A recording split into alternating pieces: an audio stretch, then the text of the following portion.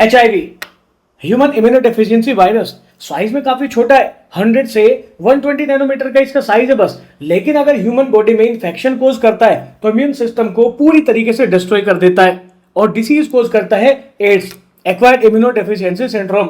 तो इस वीडियो में फटाफट से उसके जो स्ट्रक्चर है उसे समझ लेते हैं। तो देखो, सबसे पहले बात करते हैं वायरस के स्ट्रक्चर की। तो इसमें सबसे बाहर की तरफ आता है पेरिफेरी पर इसका एनवेलप, जो कि होस्ट सेल की प्लाज्मा मेम्ब्रेन से ही डराइव होता है। इसीलिए इसका कंपोजिशन बिल्कुल सेम है as that of plasma membrane of host, यानी कि लिपिड बाइलेयर से ये बना हुआ होता है। और इसी के अंदर ये प्रोटीन एम्बेडेड होता है।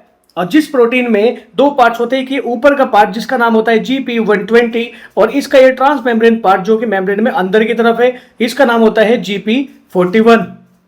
यहां पर 120 और 41 जो है ये इसके मोलिकुलर वेट को रिप्रेजेंट करता है किलो डाल्टन्स के अंदर। और ये जो GP120 है ये वही प्रोटीन है कि जो CD4 रिसेप्टर्स के कॉम्प्लीमेंट्री होता है और जिसकी वजह से ये सिर्फ CD4 पॉजिटिव सेल्स को इन्फेक्ट करता है, जैसे हमारी मैक्रोफेजेस हो गई या फिर हमारी हेल्पर टी लिम्फोसाइट्स हो गई। फिर इसके अंदर की तरफ चलते हैं तो यहां पर आता है मैट्रिक्स वाला प्रोटीन जिसका नाम होता है P17।